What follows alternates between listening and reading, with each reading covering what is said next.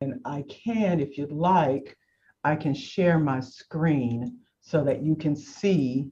I just figured it might be easier to just pull up his comments and we kind of walk through them. Wrong one. Let me see here. Stop that share because it's an email. Hold on one second. Make sure I can pull up the right one. There we go. Okay. So I think that might be a good place to start. Can you all see it? Okay. Yes. So I can give you a moment if you'd kind of like to just read through it. Let me see if there's a way I can make it bigger. Hold on a second. Does that help? Any? On my end, it went the opposite way.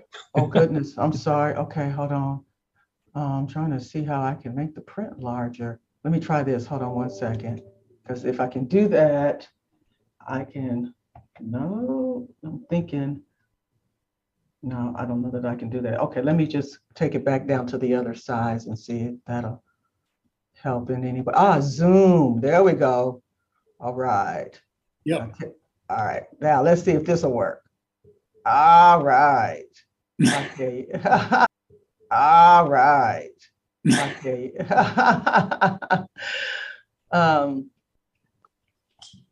And I can scroll down as you need me to.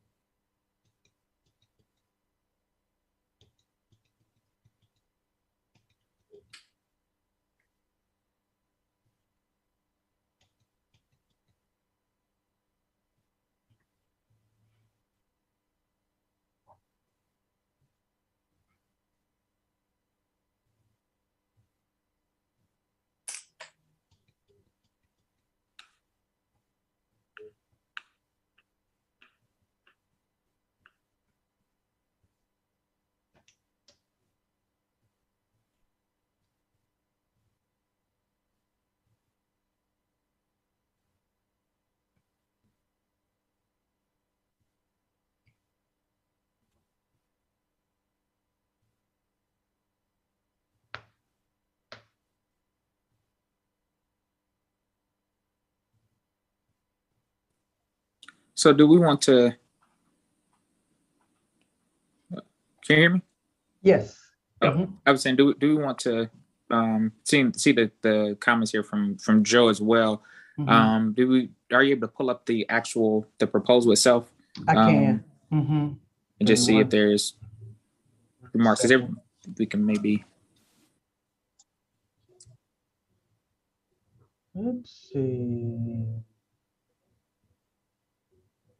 Where's the document? I had it. Hold on a second. Because I actually had pulled it up so that I would have it handy. And now I'm not seeing it. Give me just a second.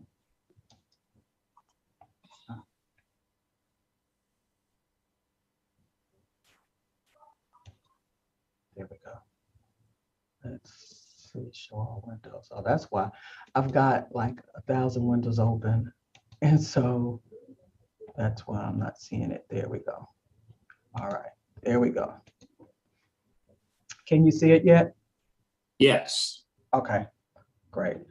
All right, so Derwin, where would you like me to kind of move the screen to? Because, you know, by and large, this is what had been provided to us previously. Few changes, but the biggest thing that I had asked to be handled was really kind of unpacking the budget, right? Yeah. What that means and what it covers. And so, you know, this particular iteration, you know, of course, they've noted some of the places where they're actually doing some of the same kind of work. You'll see here on this first page, they're now doing work in Napa Valley. And they also have a huge contract to help the city of Nashville with Yeah. their housing plan. If that go with it, but I think that the budget kind of frames out the majority of the work. Okay, would you like and to the look at the 12 month? And I think Joe was saying he preferred the 18 month, the option 2. Would you want me to go to that one? Yeah, I'm looking at that's the one I'm actually have right here. Yep, the option. Okay. That's the other one. Here we go. Yeah. And Marla, maybe we can talk about just what the difference between the 12 and the 18 month is too. That'd probably be helpful. Right. Yeah. And I can kind of speak to that. Definitely. Off the top, some of that is relative to the level of community engagement. Let me go back up. And to see in community engagement here, you have a neighborhood summit, some stakeholder meetings, roundtables and listening tour, and then something to compensate some of the facilitators. And then in the larger one, we have more facilitators at the table, the neighborhood capacity building initiative, as well as 2 opportunities to bring community together under a summit, and then stakeholder meetings each quarter of the 18 months. Also, you'll see here the CDC capacity building, and that is not a part of the 12-month proposal. Okay. Just because of the time. Right. Let's see. And that was the point Joe was making about the CDC. Yeah. And even with data, they're just looking at the Winston-Salem housing data and demand analysis. And in the second one, they're also looking at a regional along with that. So those are some of the primary areas of difference. Yeah. Marla, I would say from my perspective, the regional part's really important because it's it impacts the Winston-Salem's not functioning in a bubble. Right. It's being impacted by the region. Correct. Yeah. Correct. And Marla, I think I very much agree with Joe.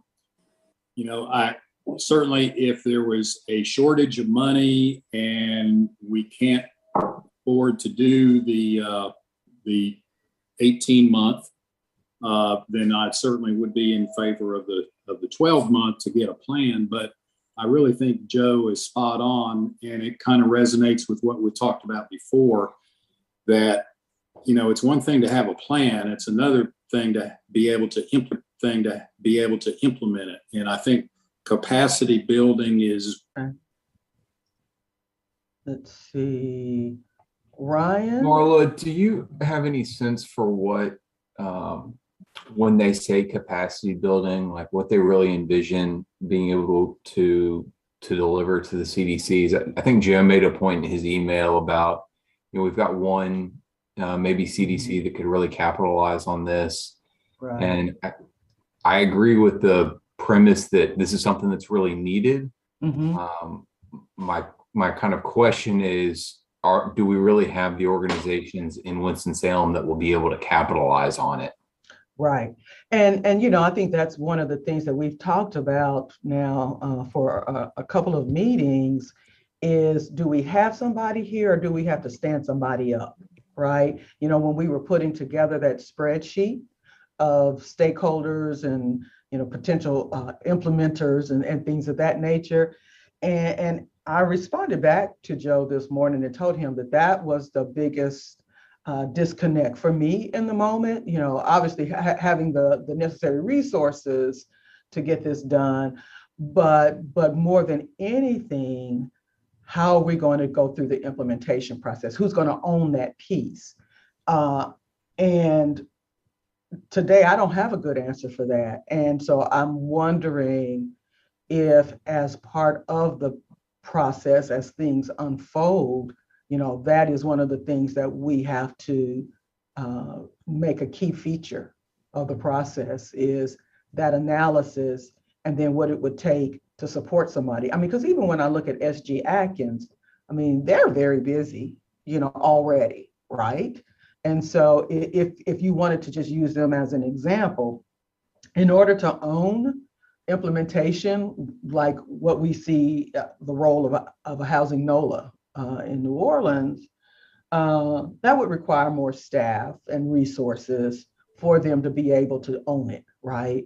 And so I think that's going to be the situation with everybody is whoever it is who's going to be at the table is going to require an investment in order to do the work, and so that kind of gets us back to implementation. The conversation we had early on about how do we fund implementation? How much can the city contribute in this whole process? Are we on the front end with ensuring we get the TA to create it, and then we are one of many at the table who help facilitate the implementation? But I think that's where that whole funding piece is going to be very important. What is the community looking like in terms of our ability to raise the funds that could support the implementation? So that's going to be a critical piece of it for sure. Yeah, I think I agree with what you said there. And I just want to draw out one of those points that the funding here is really to support, Housing NOLA or their team to come do some of this work, but it really probably isn't all encompassing of the budget that it would require for our organizations or a new organization to be able to take advantage of that work. And so we should really consider that as we start to think about which of these budgets we would want to recommend. It likely would require some funding for other organizations to really be able to take advantage of these other services if that's the direction we want to go.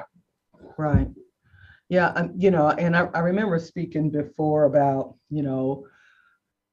looking at the city trying to support the TA side of this, kind of getting this going, but definitely needing a broader partnership for the implementation side.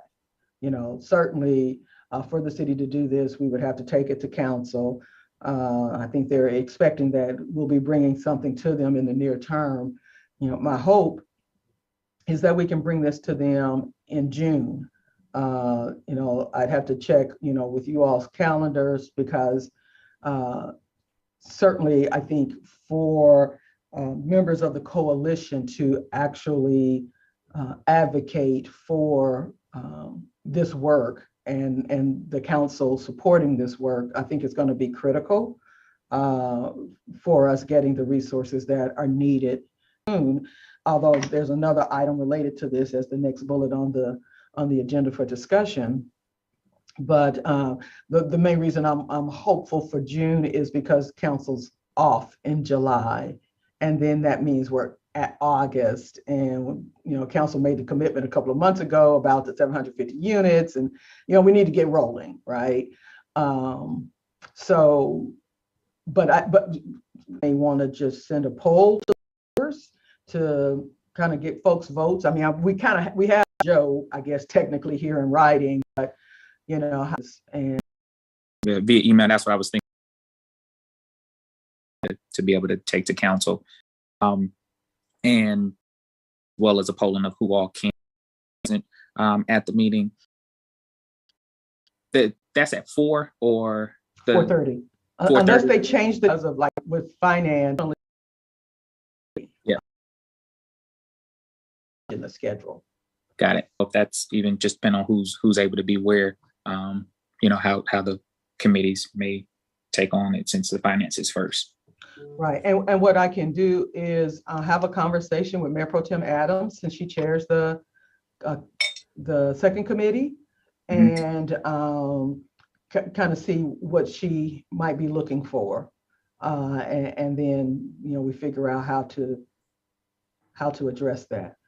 Yeah. Because I know she is on finance as well, so she may just ask for a more robust conversation, especially if we're going to have some challenges with having members possibly available on the 14th. So I'll get with her on that and let you all know. Okay. Could you? And I don't know if it's just me to, I guess, pull share screen back. Oh, sure. Okay. Yeah. Okay. I think that works. Just to go that route. Okay. Do we Now, have? Go ahead. I'm sorry. Go ahead.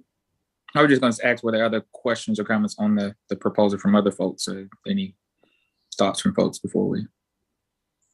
I was just curious, Marla, you referenced this as well. You know the organization better than we do. You know, if they're doing work in New Orleans as well as on the West Coast and Nashville, do you feel like they have the capacity to be able to undertake, you know, another plan in Winston-Salem, and how much they're going to be relying on local volunteers and city staff versus being able to hire up or bring their own folks to town for all of these meetings and roundtables and capacity building sessions? So I can ask about the NAPA project. They actually shared their proposal and contract with the city of Nashville. So we actually have a physical copy of that and all that it entails. I know that this plan contemplates engaging a number of loves and their team, but also partnering with local folks. Not a lot where it would be elements of the work plan. Ground here, you know, to makes it easier to dedicate their time and resources that they need to, knowing that they're on a contract basis. Right. Yeah. So the line item in that budget for the facilitators and so forth, those are your local people where they're paying them. Right.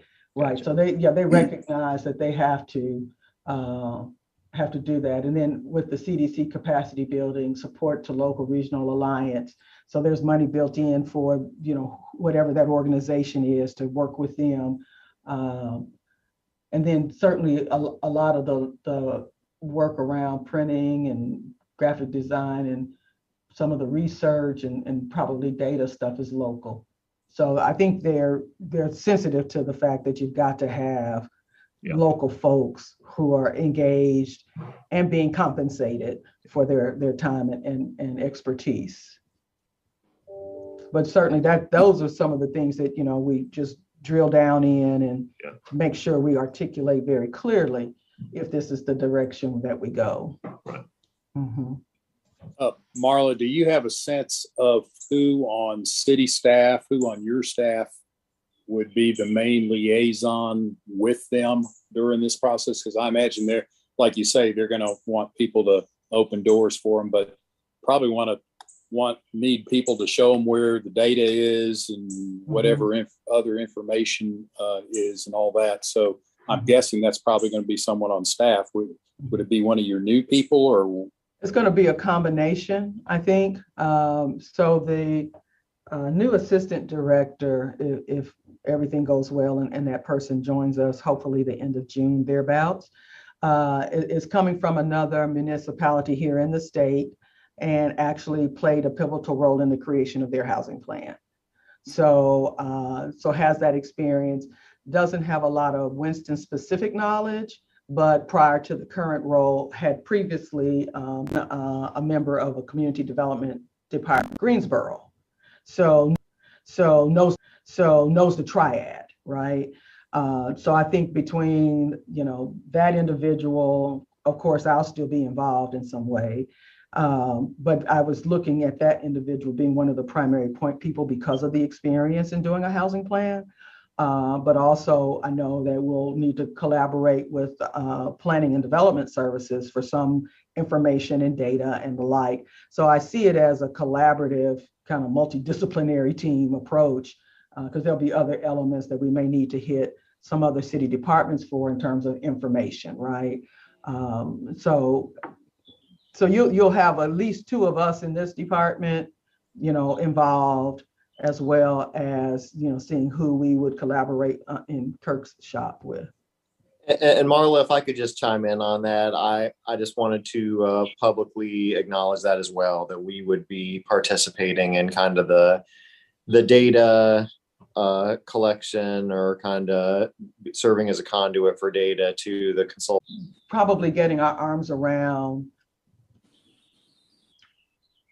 what we gain by going with the shorter shorter one versus trying to add it on the back end. Yeah, I'm not maybe, quite sure. I was saying maybe, and then just maybe in terms of there's a way to do it as a menu of options in terms of being able to add. Could we uplift that and add that? Even if we were looking at the shorter budget. But what I was thinking, just from a administrative action on that, to walk where Ryan was on it, is there a way to ask council to approve the larger budget, but we're entering into a shorter term contract with potential of renewals? So essentially, this is the overarching. This could potentially. Basically, what we do is ask council to approve the long one, but we would contract with a shorter timeline, with the expectation that we're going to renew for at least 6 months, and if not longer. Is that what you're saying, Derwin? Yeah. I think I would suggest maybe a little hybrid to the short one, to kind of add to that, them being able to assess what is the capacity here for that. What organizations have the capacity to build into that organization that we need there. And I think it'd be important to do that kind of during this initial process, so that we know then, do we have an existing group that we can then build capacity for, or is it their assessment that there needs to be an entirely new organization created to do this? I think to wait to do that until after the entire plan is done might not be the best thing to do. It might be good to build a little bit of that assessment into the first phase, and then that kind of defines what needs to happen in that second phase. I like that approach. Okay. Realistically speaking.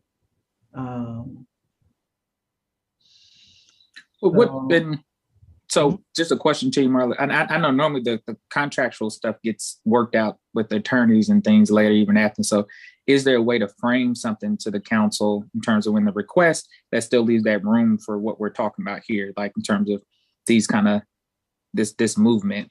Does it have to be as clear, specific on exactly what we're talking about here that goes to council, or could it be a little broader and some of this get worked out in the actual contract?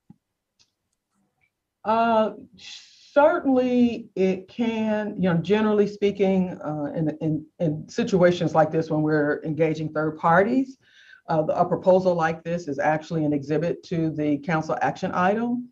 Now, certainly, we can follow up with Housing NOLA to see, which items could be incorporated in the 12-month. I've just got to do some processing between the different line items, right? But I'm only saying that to say, at the end of the day, if the timing of certain tasks are shifted, that could be in the contract. It's just that ordinarily, what is attached to the council action item as the exhibit and the proposal is actually attached to the contract. So we would have to just really make some changes. And I think the main thing for council will be, is the budget still the same? And are the outcomes still the same? So that's a big piece of what we'll need to be able to articulate if we are able to go forward in June, or whenever we're able to go forward, quite frankly, and just how that's communicated. Yeah, maybe I'm oversimplifying it because the devil's in the details. But it seems to me you could take that first phase contract, build into it a little bit more money to do the capacity assessment, and then make use of that in the second budget, which might be a little less than the anticipated to kind of do the capacity building. So front load the capacity assessment in the first contract, and then back load the capacity building in the second one. Yeah, because it looks as though in the second option for programmed for the 12 months. Mm-hmm. Right. So roughly is programmed for the first 12 months anyway. Well, there's also the third line item under community engagement, which references neighborhood capacity building, and more than half of that is in the first 12 months, but there's another 10,000 in Q6 as well. Yeah, that's the neighborhood versus the organizational, right? So yeah, I will just have to ask them. That's a different, but that's not in the first one either. Right. Yeah, a lot of the capacity stuff was going to start in the first. Just, get with them. I've got to process and get my brain around what it is that I need to ask them to provide us, or if this is just where this is what we provide council, that the timing of services in the contract, we want that to be different. Yes. Okay. I think that's a good way to approach it, to be able to bring something to council. Well, and again, Madam Supervisor, could that say up to? So just the language of up to. Okay. So that then gives that leeway to the in the contract of changing of time. So like if it says something there around up to, however that those many months are. Okay. Yeah, I'm one of those process people. I just have to kind of unpack everything that you guys are saying and look at the budget, and because again, I'm going to need to ask them about, certainly their timing to do some of these things some of them on a shortened schedule. So I'll figure it out. Okay.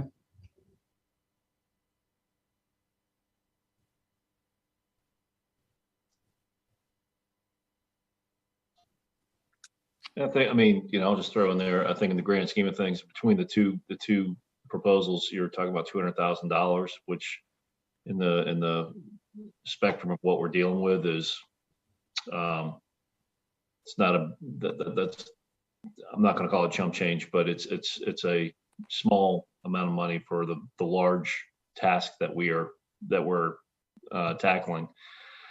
So to Derwin's point, asking for the up to, I think the timing, totally agree with the timing aspect, that we need to push it all up to that assessment needs to be done first, sooner rather than later. And then also on that community, that whole CDC capacity building part, I think pushing that up is critical. So we're all in the same place, but the amount of money we're talking about between the contracts is not huge. It's not, it's real money, but it's, for considering what we're trying to do, it's not a massive amount. Yeah, I'd agree. And actually a question on the dollar amount to you, Marla. I don't think folks here probably think it's not a whole lot compared to what we're looking for and asking for them to do. How prepared is the council for these type of numbers?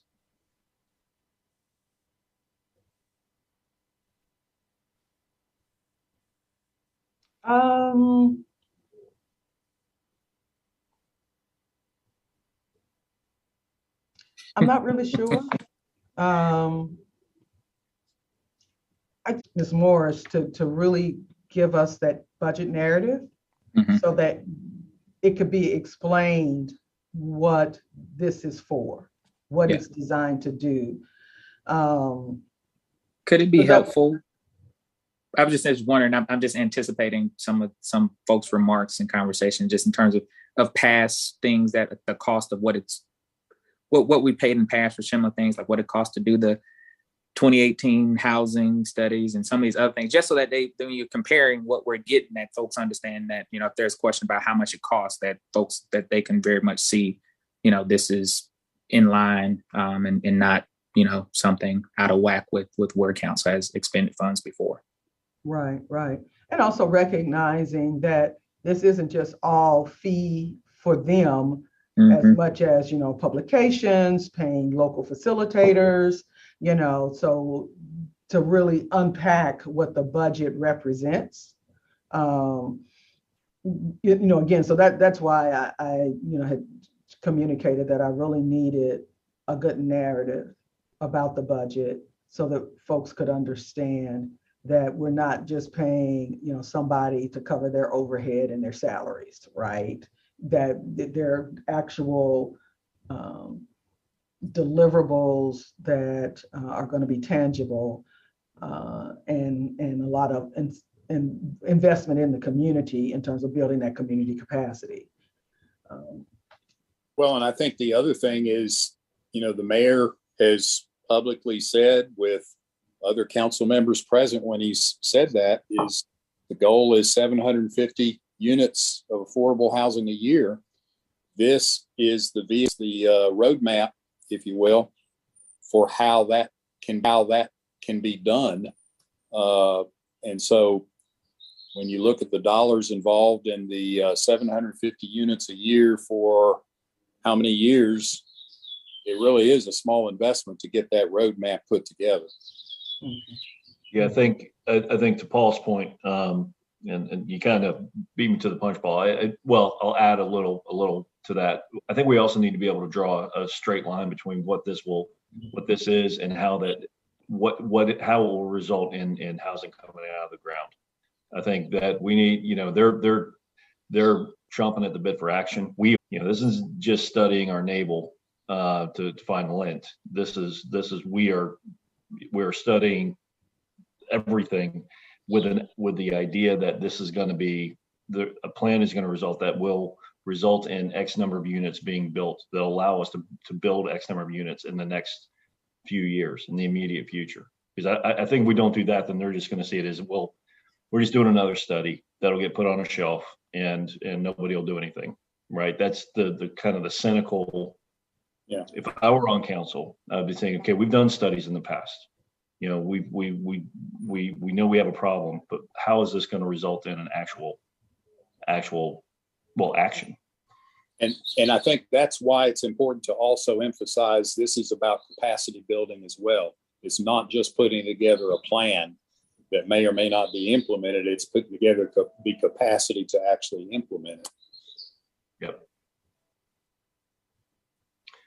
I'm glad Brian brought up the whole front loading the capacity assessment, because I think it's going to be really, really important. Okay.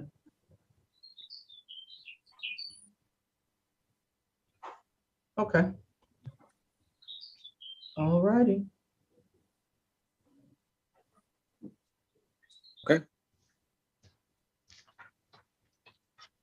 So just trying to make sure that we frame this right in terms of what we're going to send to the rest of the committee and ask. So essentially what we'd be asking them is to endorse the proposal, but we'll work out the caveats on some of this language on the timing of things. But generally, we're okay with the proposal. We just have some questions around some timing and what we want to do, just to make sure the rest of the committee has a good sense on what they're actually being asked to give thumbs up to on that action.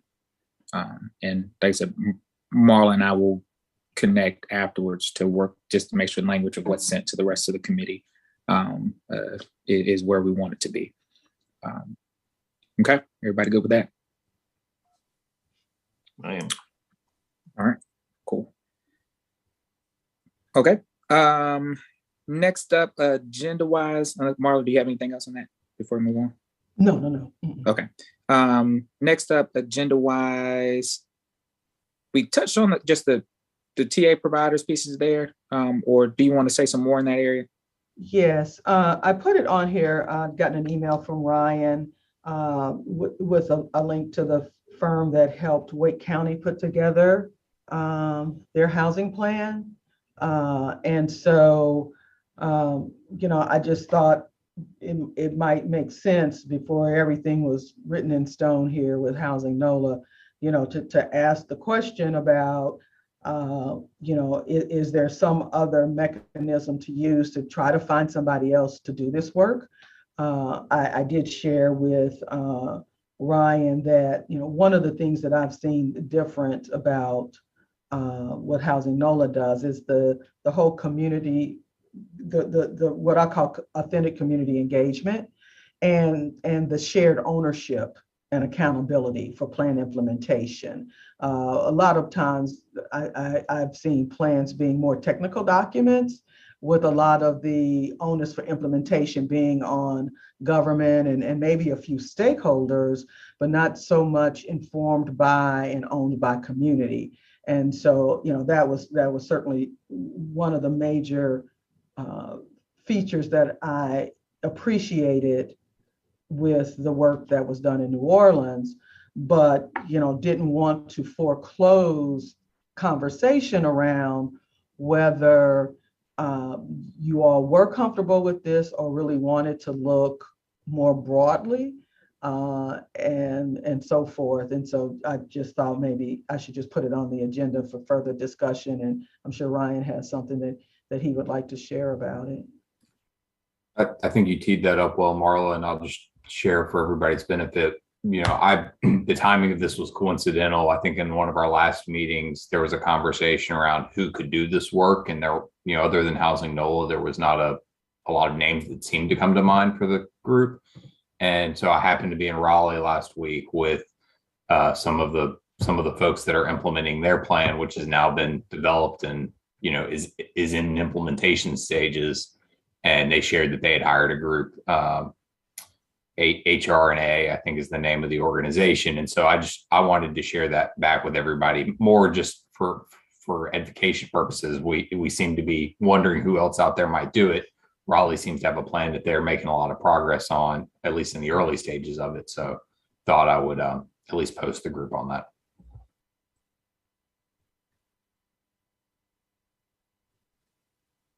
Appreciate that.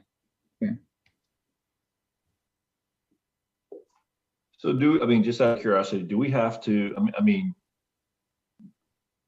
does this have to go to an open, to an RFP type process? Like if we go to council with this proposal, are they required, is the city required to do kind of an open RFP, like request for proposals? So we do, unless we have a situation, which is kind of what I was saying in this case, where what is being offered is not just commonly available in the space, in the community, so if there's a uniqueness to what the product is, and there's not a lot of it available, then you can do what's basically called a sole source, right? Gotcha. And so that was the way, I had been looking to approach it, was more like a sole source engagement. Traditionally, we try to minimize doing that. But in this particular instance, they're a nonprofit organization. They're very community driven in the approach. And those are two things that I don't generally find in doing this kind of work. So that was the argument and angst of just a community, a RFQ or RFP process. But certainly, if the decision ultimately by council is to do that, then, we'll have to do it. I feel comfortable with Housing New Orleans doing that. And unless the council has a problem with going with that approach, I'm good with that. Same. Yeah, and certainly if they have concerns and aren't in support of the proposal, then we'll come back to the table, and then we'll have to talk about, what would be the qualifications or the criteria, we would be looking for, and just, we would recognize as well, that would delay our work probably at least 3 to 4 months.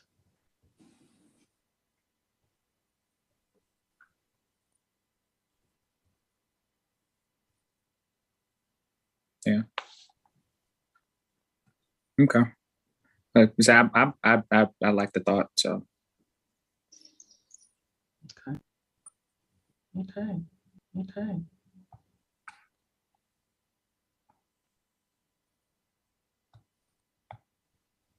All right. Anything else there from anyone? Okay. Then with that, moving down to the last item here for updates is the role of the coalition in providing advice to council. You want me to take that, Marla, or you want? Yes, please. Mm-hmm. Okay. So I've been in conversation. I mentioned it here with the group in the past, but also conversation with Mar around how the coalition engages in direct advice and input to the council when it comes to overall housing matters. That derives from one of the key points within the organizing resolution for the coalition that states that the coalition would advise the council on how it distributes housing specific resources. And so some of the commentary resources. Some of the commentary and conversation that came from some of the council members and talking to them was that they saw an opportunity for the input from the coalition on projects, as well as engaging in the dialogue on kind of the budgetary appropriations that helps them to make apolitical decisions in the process, as well as allows for us to kind of live in that space that's a part of our organizing, but that's a space that we have not necessarily been hugely involved in. We've had some items that have come towards us. We've reviewed some of the plans that have come forward, like the federal package, I forget the name of that, con plan, and those kind of things that have come to us, as well as some of the ordinance changes that the city attorney's office has brought forward. We've had those kind of things that we've signed off on, as well as the accessory dwelling unit pieces.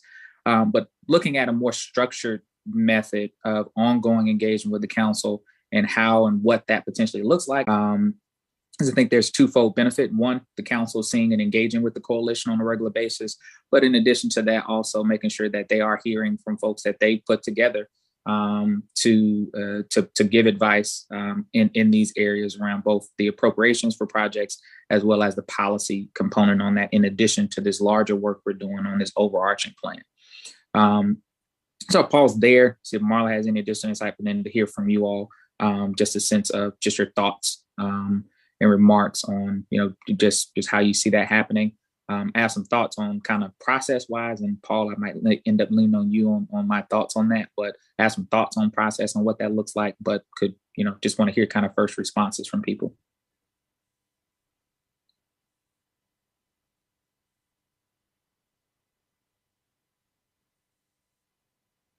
You're on mute, Paul.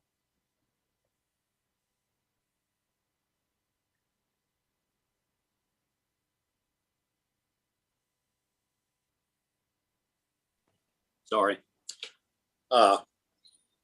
It does so far seem hit or miss as to whether we're really engaging with the council. I mean, you brought up the accessory dwellings thing, and we did there, but I think it would be good to have a more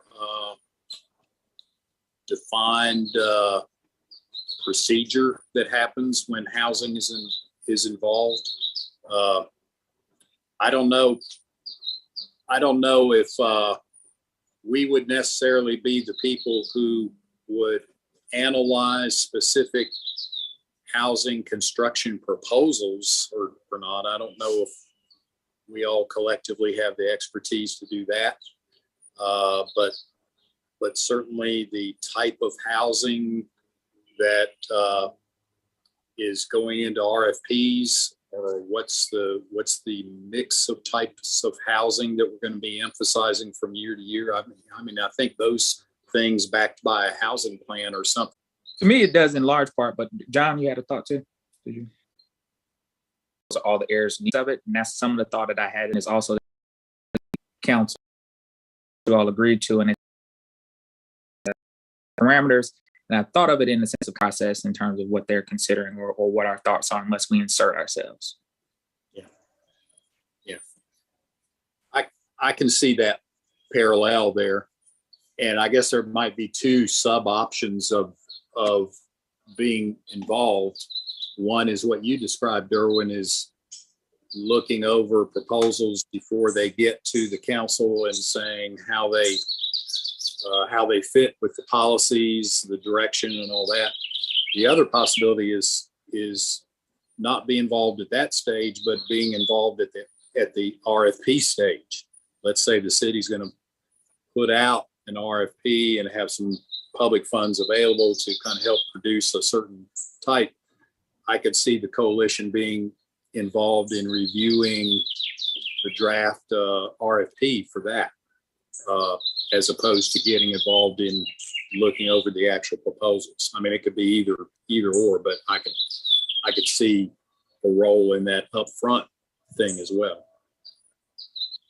Yeah, and I think that actually be a preference of mine in terms of that upfront role, because I think it's doesn't get into the griminess of the actual proposal. I think, then this may be even an interim kind of conversation, because until we have an actual housing plan or these structure, then it's kind of as they come or as folks come to approach the city or make a request, that they're kind of making decisions based upon the merits of an individual proposal rather than a structure of this meets X guidelines to reach this larger proposal. So this larger goal at X number of units or whatever. So I wonder if then the thought is, well, maybe we do look at, how do we engage in that RFP and whatever structure once the housing plan's done and we have that standard and structure, we can be a part of just making sure that as proposals go out, we're helping staff or whatever capacity to give input on. But then in the interim of that, I guess will be the bigger question on how we engage in that interim space. And this is the developmental phase where council is still making investments and putting in projects and doing those things. What if any role do we see ourselves playing in sharing our thoughts to the council? Because that's in my best words, it's more wild west. There wouldn't be necessarily the type of structure we're looking to have after being able to provide some sort of almost scoring mechanism to say that, yeah, this project, it's going to add to our capacity for 30% AMI and X amount for 60% below AMI. That almost like remember the reduced parking requirements that housing, but it was the idea was to you do this, you commit to this, we're gonna it's gonna expedite you're getting through the council review, especially for council approval. I thought actually I'm not sure I'm gonna I know Marla like I guess a functional space of like the scoring. I think that's a thing if we're able to help facilitate that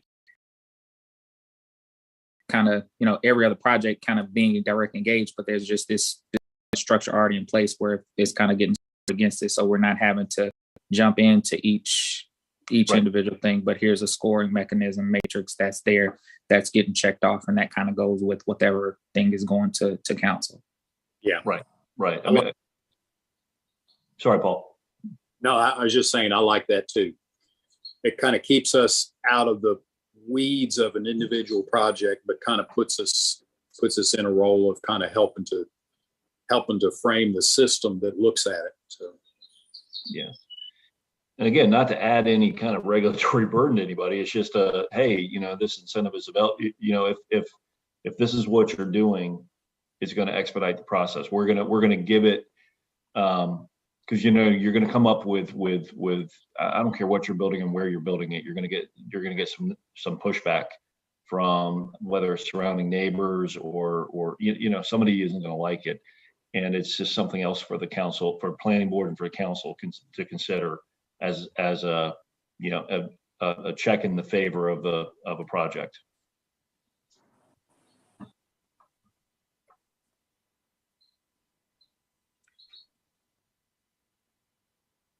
So wondering then if that, because I like the thought of that. So I guess I wonder if that's something we like to add to, I guess, our work items to be able to try to talk through or frame, or if there's a need even, we've been doing kind of the full meetings thus far because we hadn't broken back out into the smaller meetings, but just to see what makes sense. Is there a model out there for some kind of scoring matrix like this that we could pull from, and see what kind of recommendation we could even make to council around using such a matrix. But I was just saying from a staffing standpoint, or just kind of the administrative side of something like that. That's what I was gonna say, Marla, just any reaction or thoughts about something like that, and where you would see that kind of falling in just from a administrative side. And also from Kirk. Yes. It would falls under there. So we have two things, and I'm glad Kirk came on. We already do one assessment in terms of proximity to transit, grocery, retail services, medical and those kinds of things, especially as we're looking to acquire property for development purposes. It has to check all of those boxes. And that's a collaboration we've had with the planning department for a few years now, where you have to pass muster and check those boxes. By the same token, in actual proposals, there is a scoring matrix within the proposal. Do you meet those criteria and a number of others, in terms of income targeting, how much leverage, things of that nature. So those things are kind of built into the process already. So I guess what I would want to get a better understanding on is what are some additional things that you all might be contemplating. But those are some of the standard or traditional things that we have to look at in order to determine if the true affordable housing objectives are going to be met by the city's investment in a particular development. Kirk, were you gonna? Yeah, I was gonna just expound on that a little bit, Marla. And, I think it goes back to the point of, as Marla said, staff between CD and Planning and Development Services have definitely been kind of collaborating and providing that analysis of projects for the last few years. And it's really a question of, is the Affordable Housing Coalition wanting to take a greater role in determining what those metrics are? Certainly, as Marla mentioned, the ones that staff has been using. And again, we haven't used a scoring rubric or anything that kind of says only projects that meet a certain score regarding these criteria shall be funded. So it's just a question of if the coalition wants to kind of daylight that a little more. And if that is the case, then there probably also needs to be a determination of, John, as you said, if these are things that we want to send to the planning board and the council as well when projects go forward. Because again, this is kind of an analysis that's taken place more on the internal staffing level with departments in the manager's office up to this point. So that, in my mind, that's actually good news, because then the daylighting part is, I think, the role for the coalition. I think kind of pushing the narrative that if there's any question about the go or no go on a project, if we can come, if the coalition is essentially saying this is important, staff has reviewed this, and they, it's going to meet the following criteria, then I think we say, that, if there's any question about this project, then our stance is that it needs to put it is a positive in favor of approving a project. You know what I mean? Yeah, but certainly from I'm sorry. No, go ahead, Kurt. I was going to say, and from at least the planning department's perspective, we don't have any problem with that. Again, it's just, and I'll defer to Marla, obviously, but again, we just want clarity from what the coalition wants. And I think that you make a very solid point about the importance of daylighting that and kind of making sure that every decision is defensible all the way from the get-go for these projects. Yeah, I just add there, I'm glad to hear the other parts there, and it may be well even just to have at some meeting, just be able to kind of see something that reviews kind of like all those parameters that you already go through, and even the conversation of do we think something's missing or something needs to be added. And for me, and it's just something I've had issues with, not necessarily from the city, but just at the particularly the state level around tax credits, and it sounds like we might use some of that, like the proximity to grocery stores and some of that stuff. Oftentimes the access to that is, the reality is in the areas some of the things are needed the most, you don't have the assets that you need, and thus you get a lower score on their scoring matrix. And so I don't want us to have something that gets punitive like that tax credit program or anything happens, but something that really does just help give very clear direction on that. And even for us, even if we're using something around proximity to grocery stores and things like that, I'd be interesting even us to rethink that, because right now with the advanced technology and access, Instacarting and delivering groceries, the ability to use SNAP benefits to order online and do that, it's kind of changed the dynamics of the necessity of being physically present in terms of connection to groceries. Questions of, well, is there technology access? Do you have internet access? And those kind of questions are becoming more important than the physical connection to those things. So it's just, some of that kind of conversation I think is worthwhile. Duran, I think you're making a good point. And the last point I want to make, and Kirk, you kind of said, this would not be to penalize anybody. Like if somebody's coming in with a full, only market rate proposal, it's not that they get penalized for it, it's just that they're not getting if we were doing a scorecard, that's just, it's not a negative. It's just not, they're not getting any credit for it. They're not looking for a credit for affordable housing. And in terms of where the Affordable Housing Coalition is, it's not a penalty. It's just where it doesn't meet the affordable housing needs directly. We need enough housing that it will, any project right now will help our housing problem, our overall housing problem. But so I think we want to avoid anything punitive, but we definitely want to chime in with this project will meet our affordable housing goals. And if we're already collecting that data, I mean, to me, that's a pretty simple step for us. But I agree with what Derwin's saying too. We need to look at how things are being assessed as times change and technology changes. I just want to make sure I'm clear. So let's say a proposal is done, because like right now, we are just approached on a project by project basis. And let's say we have our criteria, our rubric or whatever. And if they don't check the boxes, then the position of the coalition would be not to fund, even though they may be eligible, because I'm looking primarily in the moment at federal funding. They might otherwise be eligible, but don't necessarily check certain boxes. That's one question I have. And then the second question, because stuff comes to us right now, and we'll probably continue unless we change or create a new policy, they come to us project by project.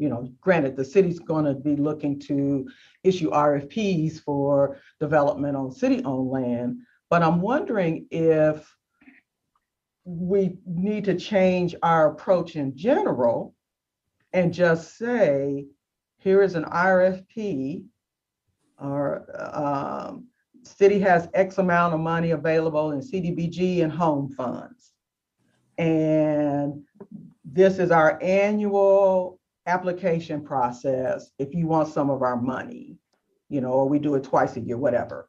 And outside of that notice of funding availability, we don't entertain any projects, because to think about, what is going to be the structure for investment, because certainly from a budgeting standpoint, that can create some challenges if we've got stuff that we're sponsoring, yet we've got projects coming to us individually.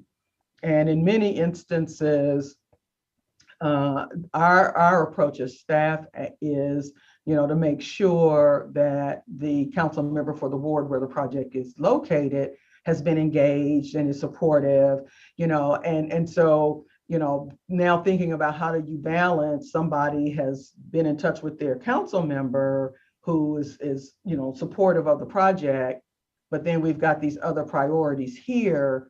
Now we've got to figure out how we're going to balance. So I'm just even wondering on that second part, if we need a different kind of process for entertaining or soliciting proposals in general, even if it's not on city-owned land, but we just have money that we're willing to invest.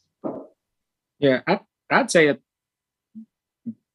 wish it was a simpler answer, but my first reaction is, one, I think that's not undifferent than the rezoning process. A council member can be all for the rezoning and supportive of it, but then may not get the favorable support from the planning board. And there's often maneuvering and things that may happen in that process before it comes to council, or changing up, or what needs to shift. If there was a clear kind of scoring matrix of some sort that was out there publicly for folks to see, I think that gives a guide before you come. Say, hey, if I'm coming for the affordable side of things, then these are some things I want to check off or figure out that we can do to make sure we get scored well. I wouldn't suggest that if it failed to meet those things that you're saying, well, no, it doesn't get funding. That number or whatever that scoring is just goes on with it. And, whomever is reviewing, is saying, okay, well, you don't necessarily meet these things, but still considering for whatever reason. I think it's, again, bringing that out to see what it often impacts. And what I go back to in thinking from the lens on the other side of the table, one of the things I had a list of things, and I don't know, Paul probably remembers this, when we had rezonings that came for housing developments. I went down the list of things I went on asking price, what the rental things were, what was happening, even though technically I was told I couldn't consider that in the rezoning. There were things that I went down a list of checks of asking about these projects, because that was not anything required to have to be said or to be brought forward or even to be thought of. But if we're going to put money into projects, or folks are looking for resources, how do you build in something that asks certain questions that already answers and has those boxes checking before they come? That helps the project get the support that it needs. And if it fails on certain things, if they miss certain targets, that they are clearly knowing kind of what can we do or what needs to be done to try to push forward in accommodating certain things. That's the first one. The short is, I don't think you don't fund them. I just think that goes along with them, because even if something doesn't meet something from a planning standpoint, recommendation still goes forward. There's still something that moves forward, and there's considered, and folks make a decision based on these are the facts. And council, you're the ultimate arbiter of what you're going to do in this. Derwin, if I could just chime in, I think you bring up some good points, but I wanted to make sure everyone on the coalition was also clear about the fact that we also need to think about process and the role it plays, because a good number of affordable housing projects hopefully will find their home in zoning districts that already have zoning that would allow that type of project to go forward. So in those cases, the planning board wouldn't be engaged.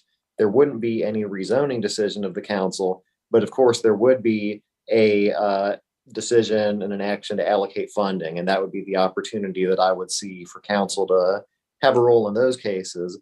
Then in other options, where we might be looking at a property that was formerly zoned single family and it needs multifamily zoning to accommodate the affordable housing.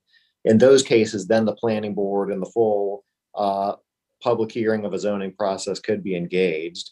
But just to make this coalition aware that, again, there's kind of different processes that could be engaged.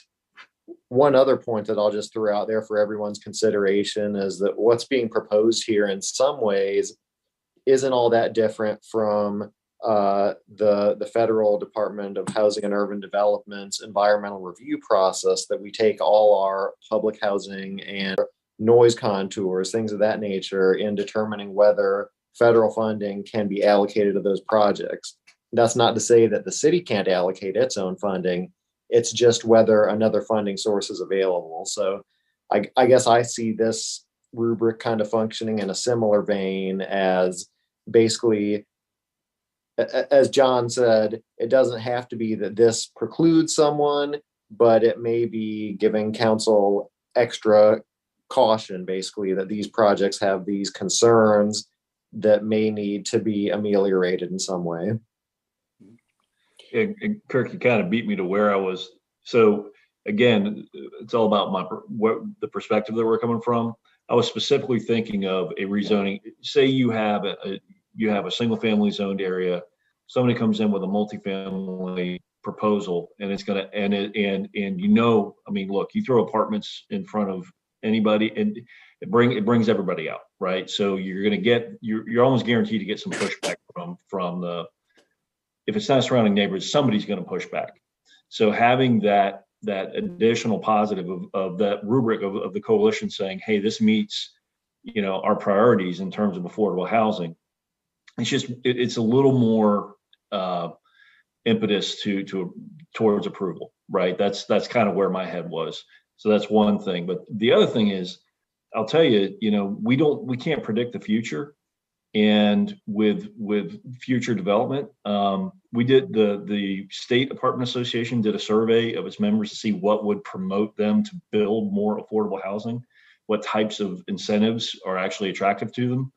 And one of the things, there's easing some regulatory burden is one of them, but the big one is tax incentives, of course. Anytime you can help lower that cost of development, it's gonna make it more enticing. But we just don't know what the private sector is going to do. And so if somebody comes in with a creative idea that doesn't require the city's funding, but they're looking to do some sort of innovative project and this rubric can be applied to them, and they just know going in, it's not that it guarantees they're going to get the deal, but it is a check in their favor in getting their deal through. I don't see the harm in that either. Just being able to have that available, make it known to them. Does that make sense, Kirk? I mean, from your perspective? I think so. Yeah. John, I have a caveat, question. though, is those kind of deals, if they're not asking for any of the money that we're responsible for, they never come through my department. Right. I never see them. And so, being able to get that stuff on you all's radar, I'm not sure how that's going to work. I don't either. It's just, I just know that the pushback on projects is pretty extreme. Anytime you start talking about doing greater density, I mean, it doesn't even have to be apartments. Sometimes it could be townhomes. It can be duplexes, triplexes. But if we come out with some sort of publicly available document, I don't know where it resides, but that says, you are much more likely to get approved if you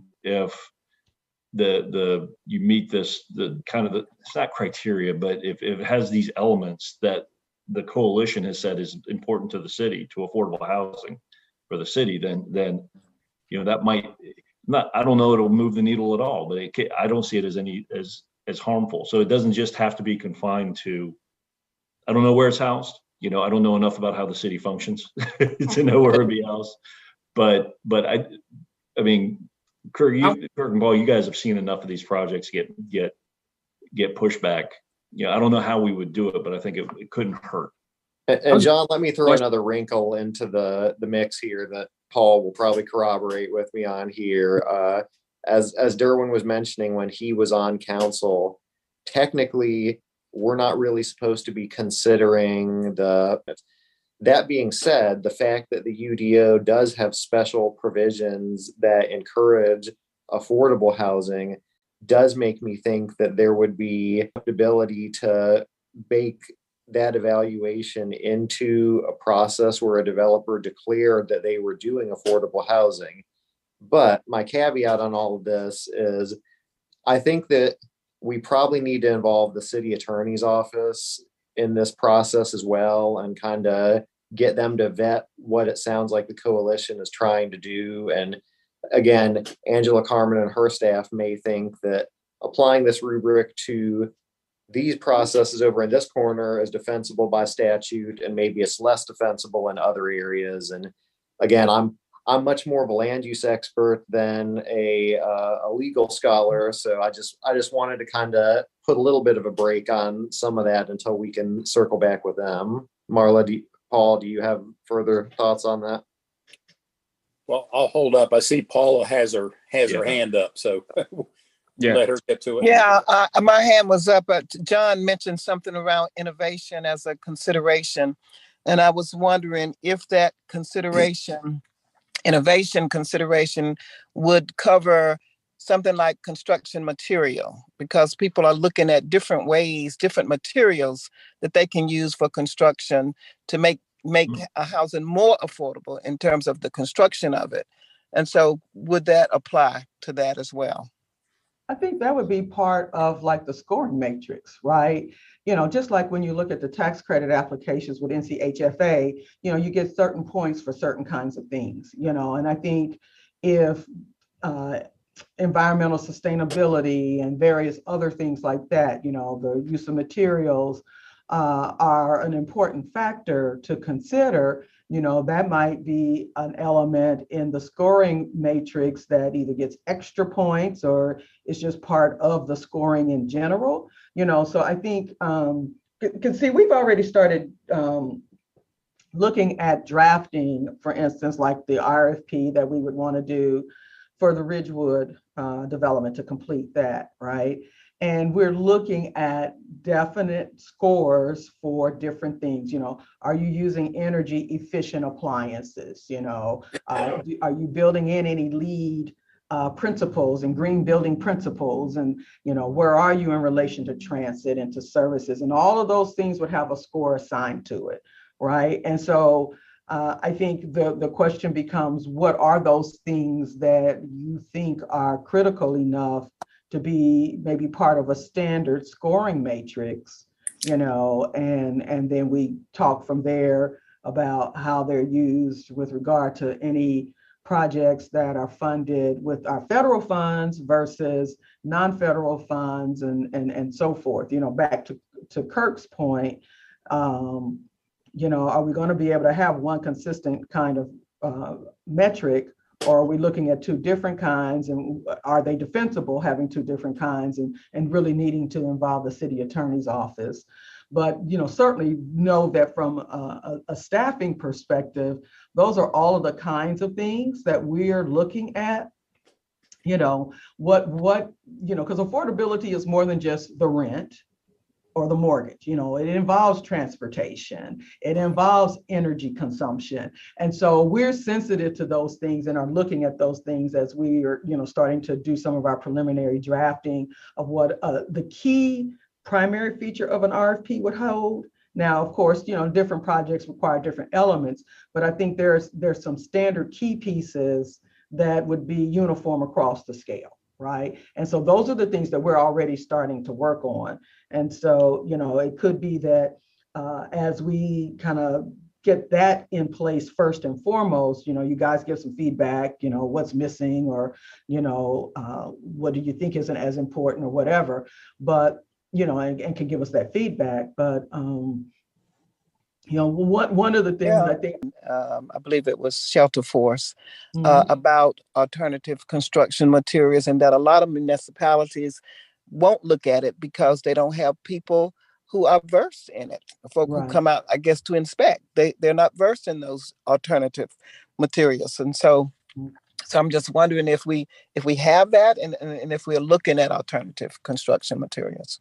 For sure. Matter of fact, as we started to hear about and encounter these escalating costs for choice, are they looking at some alternative construction materials? Are they looking at structural insulated panels or, other things that could be used, while on the one hand, maybe the dollar cost to acquire is X, but the what you save on labor makes that pencil out, right?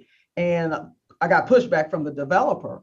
for that. But that is something I absolutely put on the table. I'm like, well, we got to figure out how to control these costs and still achieve some of the objectives that we're after. So, in terms of whether we have, building inspection staff that's skilled or trained in that, I don't think that it would be a huge leap to provide opportunities for, professional development and things of that nature to be able to take those things on over time, as they start to catch on in the field. But I mean, I'm open to everything that will help make this work for us as quickly and efficiently and hopefully as economically as possible, but still give us quality product that is affordable. That's great. Thanks. Mm-hmm. I kind of think in looking at all this, we're really talking at two different time frames. Mm-hmm. One is the time frame after this housing plan is put together, say a year and a half from now.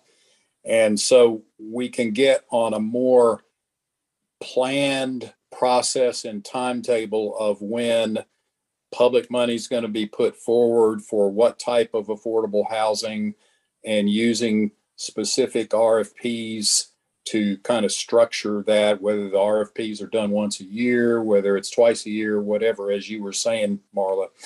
And I think in that way, the coalition can be involved in that process of helping the staff in structuring the RFPs and tying that to the adopted housing plan and all that. And that would be on a more predictable kind of process. But the other time frame we're talking about is this interim time frame that we're in right now, between now and when that housing plan is going to be put together. And so maybe that criteria list that you all have been using as staff, that would be a good thing for the coalition to kind of take a look at, as you say, to see if there's anything we see that's missing, could be added to that, or even just to endorse it so that the council is aware that of evaluating proposals, that might be the best way for us to be involved in this interim process while we were looking forward to having the plan and the more predictable process that we'll have later on through RFPs. And then Kirk can just do a whole UDO rewrite for the whole rest of it. That'll. Careful what you wish for, John. He's good at that. Yeah, we'll just eliminate all zoning. That'll be Go with the Houston approach. Yeah. Well, it is time for a new comprehensive plan anyway. So, comprehensive plan, con plan with us, and now the housing plan. I mean, we're just going to go for it all. There you go. You go. Yeah. Okay. Does this give a sense, Marla, kind of on kind of thoughts on what we're thinking about here, enough to kind of maybe look at how we move forward or try to bring back? Yeah, okay. And I'm listening, and I'm trying to take notes. So I'll probably end up having to come back and just play the video and make sure I didn't miss anything, and kind of outline what I think the key features are and where we go from here. Okay, cool. Mm-hmm. And just circling around with just before we look at these last updates here, I'm just saying, I know Paulie mentioned about the innovative material things, and this piece, I guess, for Kirk would be even question.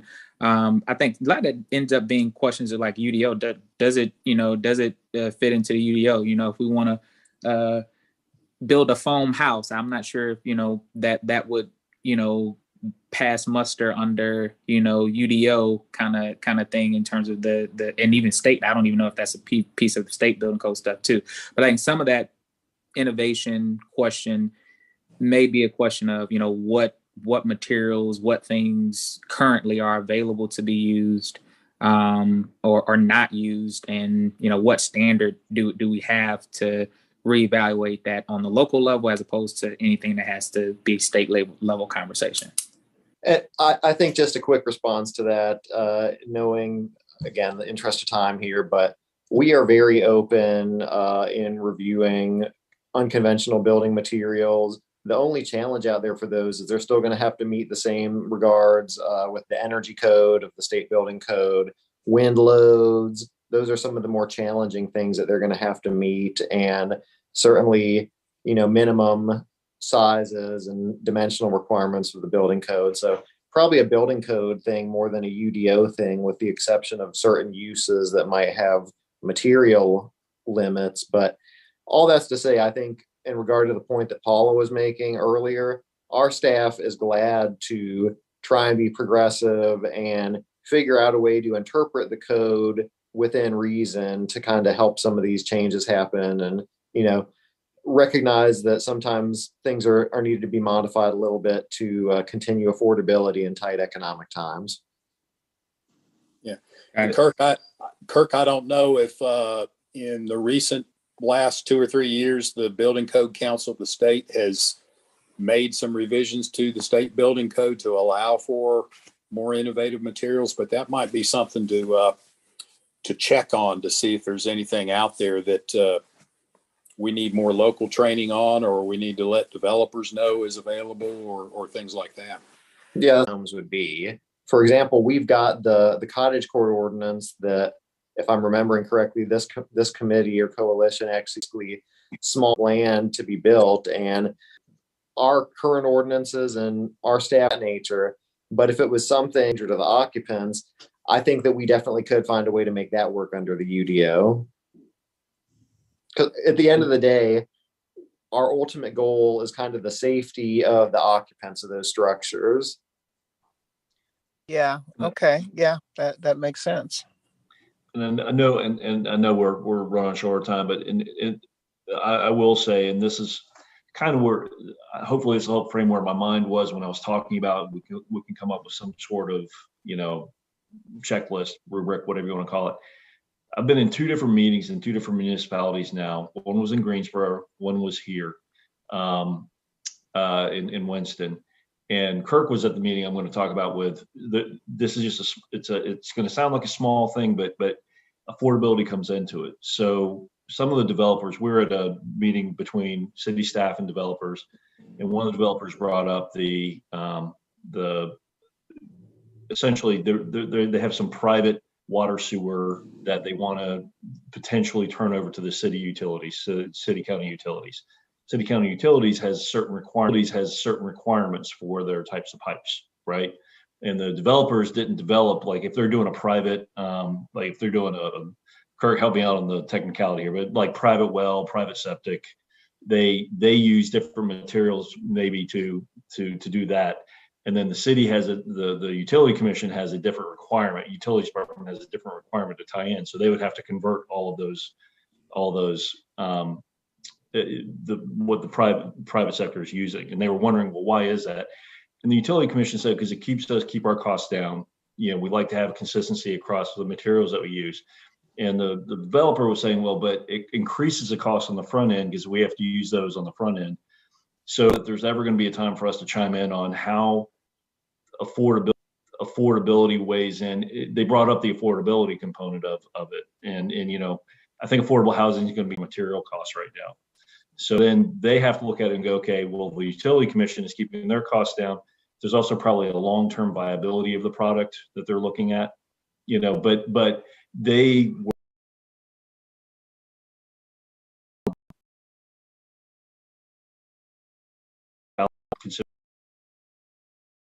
you ever want to get into that. But I will give you the other one. That one's a little hairy. The one in Greensboro it's weirder, but at the same time, I think a group like ours could make a point. The Postal Service is no longer doing delivery house by house. If you build a new subdivision, you have to put in what's called a central box unit, right? And you see them in apartments, you see them in townhouses. Well, the Postal Service's point of view is that they want you to do one, and they want you to do so that their truck can go to one place in the subdivision, without considering that to do that, depending on the size of the subdivision, you might actually have to take a whole lot away and dedicate it to these central box units. And that increases cost because now you've reduced at least one lot, maybe 2 lots that you can actually use for development. That makes every other lot a little more expensive. So I don't know. I think that's where my head was when I was thinking about these checklists. I mean, we there is a regulatory burden that is on development right now, and there's a supply burden, a cost on there, and there has to be a certain level of regulation. There has to be certain processes, but where do we come into play in helping determine the how important is affordability? How do we overlay the affordability consideration amongst all the other considerations? And that's where I just want to be clear. That's kind of where my head was when I was talking about these things, because it is becoming a recurring issue, and the folks that I work with, they talk about it all the time. The frustration of, well, we're expected to do all these things, and they want us to make it more affordable. I don't know how I'm going to do that. So that I don't know if that's a non sequitur or irrelevant to this conversation, but that's kind of where I think we can also be valuable, is helping people weigh those considerations. I think it occurred to me that, at some point, it might be advantageous to have a work session with the planning board. That might be helpful, maybe before the end of the year, is to have some of these conversations. And I'm going to say, before Kirk has to, they are the staff has been extremely open. Planning board's been, I think, pretty open to all this. There's a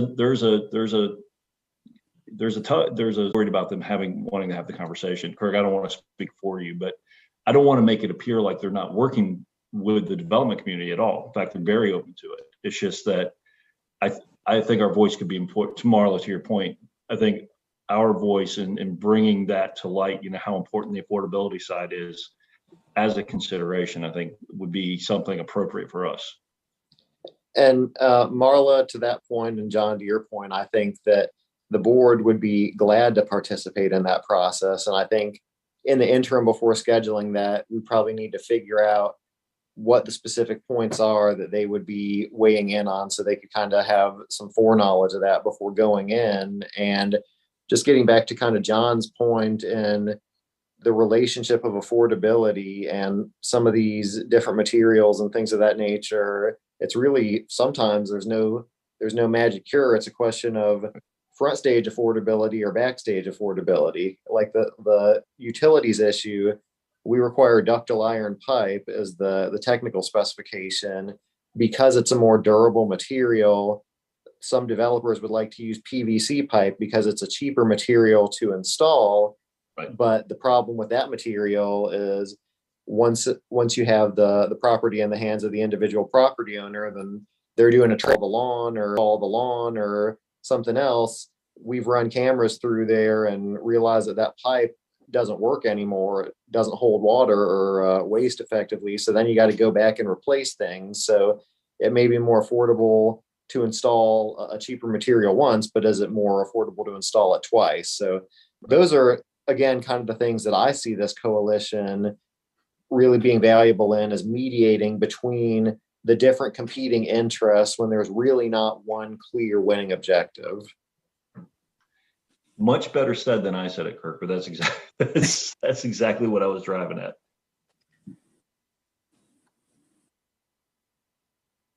Cool. All right. Well, good conversation. And I don't know that the utility commission are some folks who probably should be engaged in some of that conversation. I know they upset a lot of people with some changes.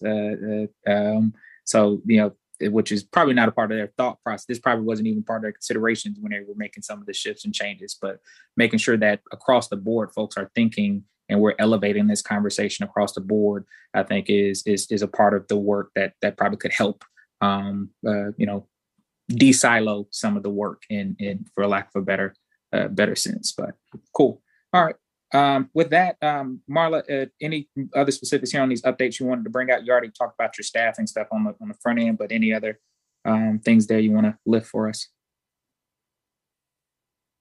You're on mute. The resource I emailed to you with the Urban Land Institute, I had the opportunity to participate in a webinar yesterday, and And it's some really good information. I sent you actually the expanded version of the report because it contains case studies and examples and so forth. But there is a smaller version that doesn't have all of that additional detail. But I thought that having access to some examples of where some of these principles have been employed and how they've turned out is always useful. So I just kind of lift that up for you. And there's even a worksheet that goes along with it to let you kind of, after you've read the report, to kind of give some analysis and feedback about what's happening in our community and how that relates. So that was just for your reading and personal and professional development pleasure. And then the next thing is the housing conditions assessment. We've talked about that off and on, especially as it relates to preservation of housing. And so we may have an opportunity to start a process of maybe a citywide conditions assessment. We're working out some detail, but we may use the same vendor and mobile application that we used when we piloted this strategy with the For Everyone Home project. So hopefully I will have greater detail on that at our next meeting, but we may have identified how we can actually take that on. And if we are able to do, as I hope we are, we would start it in the Northeast Ward. And we would just go from ward to ward. But more details, but just to know that that's something that we continue to work on over time. And we think we finally may have a solution for it. And good. Yeah, we've been wanting to do that because I mean that informs the extent of the need for preservation, and then can also help us start to identify, okay, well, how much money do we need now that we know the true extent of the stock, the condition of the stock. So that's all on that for now. I see Paula has her hand up, and I'm basically done with that. Paula? Yeah, I just wanted to make an announcement of, most of you are familiar with the Folks for Good Housing. So they are planning a 7-part series to talk about the national housing crisis. The title of it is The National Housing Crisis Has Come to Forsyth County. And this is a series to talk about this critical work about affordable housing. And their first series is a kickoff session. It's on June 14th from 6 to 8 o'clock. I'm not sure where it's going to be held, though. I am looking at their flyer, but I don't see the where on there. So, what time? But from 6 to 8 p.m. Okay, because council committee meets that day. Okay. Yeah, they're offering childcare and refreshments, and a place for people to register. Again, not sure exactly where it's going to be held. Can you do a reply to our email for the coalition with the info? Yeah, I know I'm not on their email distribution list yet. So yeah, I'll send you this flyer. Okay. And do you know if it's streamed? If they're going to be streaming anything? It doesn't say that it's streamed, but it may be. Okay. It doesn't say. All right. Cool. Thanks for that. All right. With that, any other comments, commentary, announcements? So Marla, just a question on timing piece. So we'll get back. So we send out this email and stuff for folks around support on the proposal. You let us know if that June 14th timeframe is a go, or the 13th and 14th. Are you certain if we give thumbs up, that'll be when we'll hear that the committee will hear it? Yeah, well, that will be it. So yeah, okay. I guess once we get clear on whether we can put something into the system on Wednesday, that would be when it would take place. Okay.